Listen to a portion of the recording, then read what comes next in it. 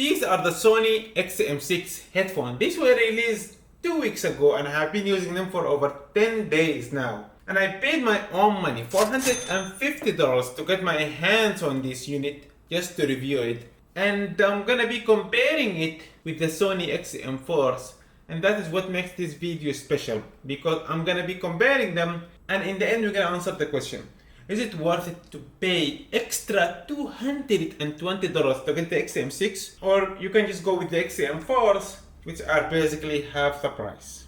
So we're gonna find out in this video. Starting with the design of the XM6, my initial impression of the design of the XM6 is that they feel premium, they feel solid. I really like the design of it. The matte finish feels nicer, the cushions are softer, and the headband is broader. The model I have here is the midnight blue color, which looks really nice, but they also come with black and platinum silver colors. They also added a metal hinge, which hopefully gonna be more durable because the XM5 did have some issues with that. So hopefully with this new design, we will not have any issues with durability. Speaking of the hinge, the XM6 does fold, which is similar to the XM4s. I didn't really upgrade to the XM5 because I didn't really like the fact that they don't fold. Not only they fold in the case, but they do also fold around your neck, so that makes it more comfortable. Speaking of foldable design, there is also redesign of the case. So the case of the XM4s used to use zippers, like this one. This is the case of the XM4s. But the case of the XM6, they did get rid of the zippers and they just use magnets. The benefit of having magnets instead of zippers is that it makes it easier to open the case even with one hand. Some people were concerned that the zippers may not be as secure, but from my experience overall, I didn't have any issues with it. They do indicate in the case which side is right and which side is left, but it can be a little confusing because both ear cups, they fold. So if you fold it the other way, it will not fit in the case. So for me, that makes it a little confusing, but there are also marks also on the headphones themselves. And also there is a small knob here at the back, which help you decide, hey, this is the left side. And there is no knob on the other side, so you know which side is left and which side is right. Even in the dark, even if you cannot see the mark for any reason, people with visual impairment, etc., they can just feel the knob and know which side is left and which side is right. So if you took the time to look, hey, this is the right one, and then you fold it, and then you put it in the case, that is not an issue. But it just takes some time. It never became second nature to me. I always have to think about it. So I just stopped using the case. And that's what I did also with the XM4s. I just put them in my backpack or just put them around my neck and just go around my day. And I just pray, finger crossed, that they don't break. So far it's been good, but you never know. One more thing I want to point out is that they have a pouch here which you can put some cables in. And there is a handle at the top that you can either leave it outside or you can just close it inside if you don't want to be bothered with it. But overall, I mean, the case is solid, it looks premium. I think it will protect the headphones really well. But I would say it is not for me. It is not for me. Going back to the headphones themselves, they are not water or dust resistant, similar to prior generations. I guess that is fine. The headband seems to be wider, around 0.2 inches wider, which is good.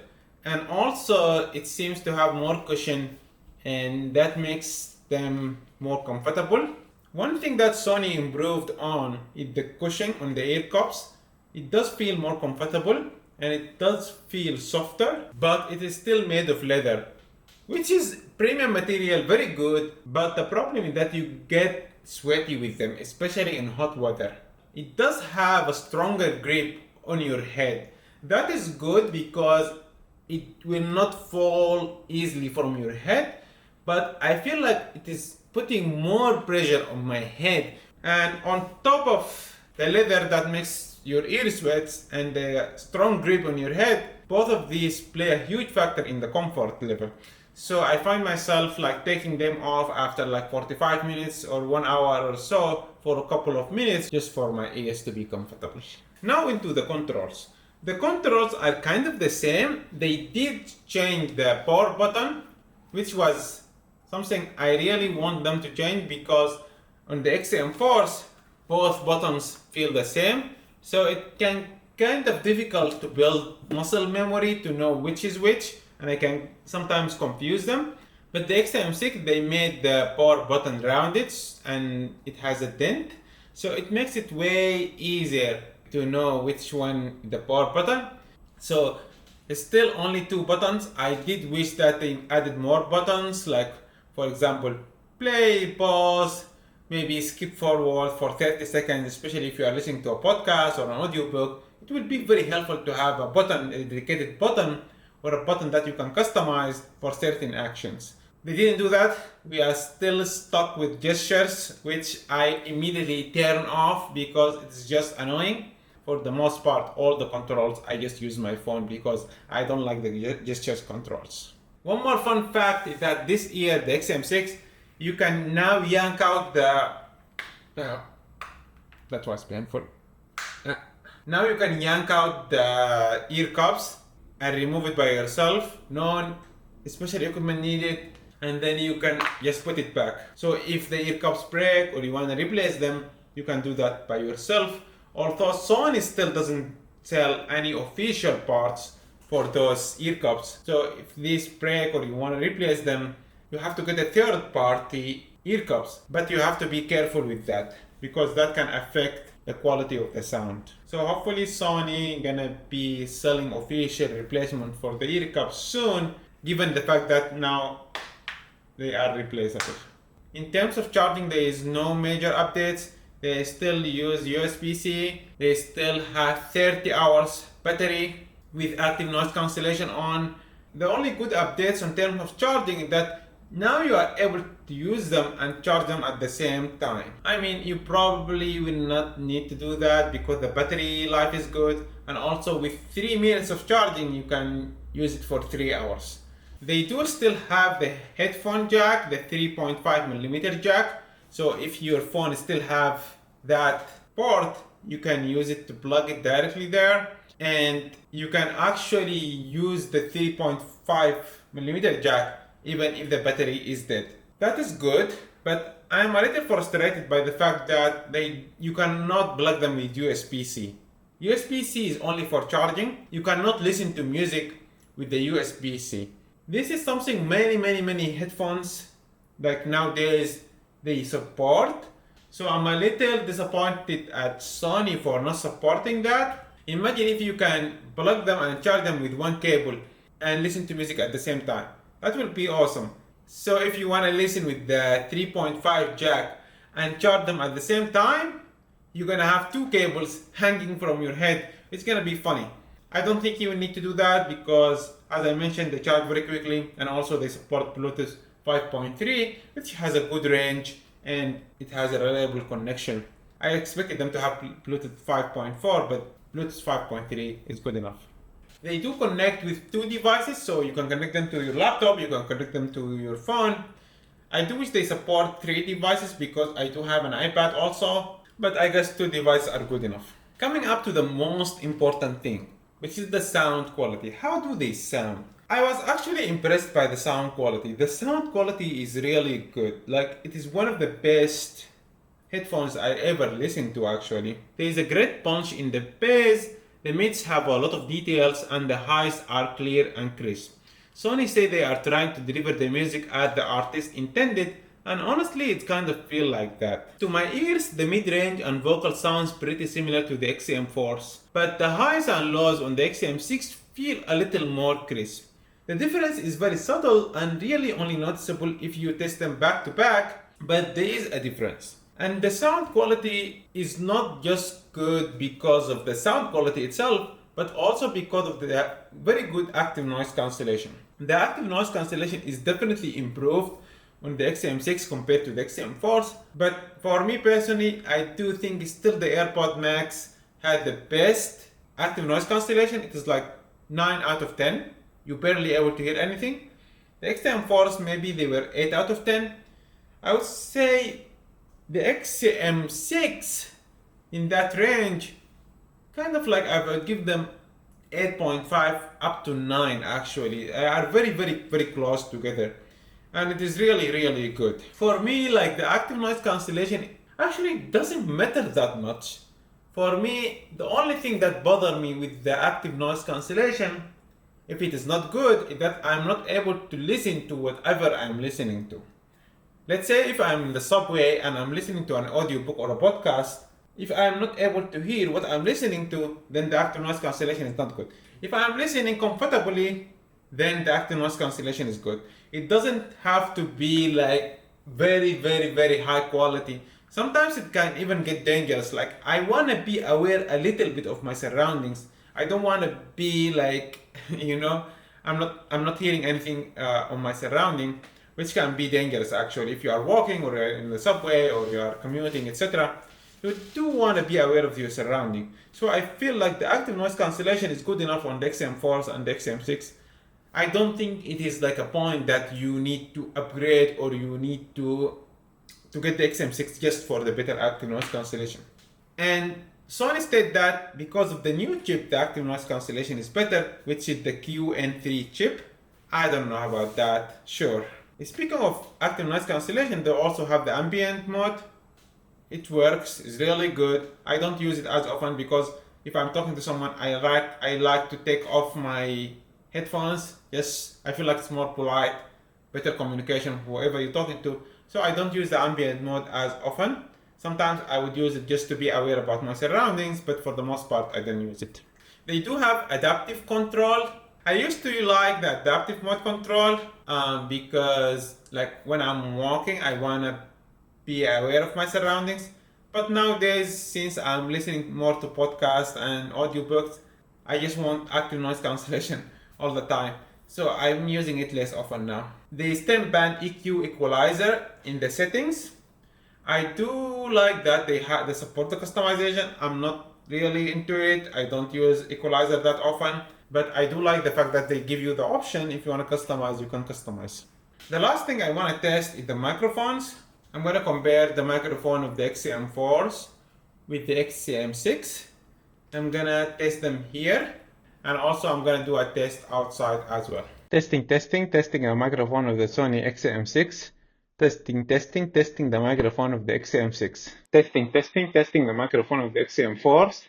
Testing the microphone of the XM4. Testing the microphone of the XM6. I'm at the roof right now and the wind is around 16 miles per hour. Testing the microphone of the XM4. I'm at the roof right now and the wind is around 16 miles per hour. The last thing I wanted to test is the bleed.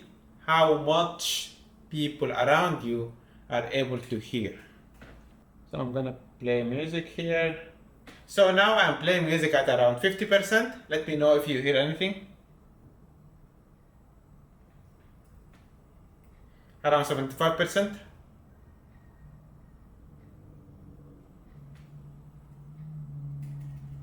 %100%.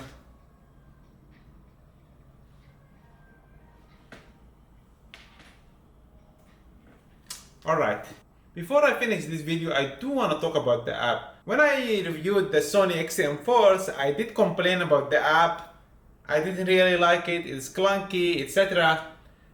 But Sony, they did improve the app. They actually renamed the app. It's called now Sony Connect, I believe. It is really looks more modern and nice. And I do like the app a lot now. I still think the menus are a little confusing, but it's way better than it used to be. One thing that I was really annoyed by when I get the XM6 is that there's a feature that they announce every notification. They announce, every hour they tell you, it's 1 p.m. now, it is 2 p.m. now. It's like, I don't care what is the time now. I tried to turn it off, I turned off the notification guide, etc. blah blah blah. I couldn't figure it out at all. So I actually had to post on Sony forum just for the moderator to tell me like why to turn it off, because I was so frustrated. is so annoying. Like every time someone texts me, it reads the notification out loud. I just want to listen to my music. I just want to listen to the audiobook I'm listening to. I don't care about notifications actually. It took me a week to figure out how to turn off this feature. Thankfully, the moderator on the forum were very good and they were excellent and they guided me to how to turn it off. But think about it, if me, the tech reviewer, the person who like claimed that they know tech, etc., they couldn't figure out how to turn off a feature, let alone about the average user, right? So I still do think Sony has some work to do on the app just to keep it more simple. It's a little confusing, and it's a little cluttered, I don't know. I think they have some work to do on the app, but it improved significantly, so that is very good. My final thoughts, I think it comes down to the law of diminishing return.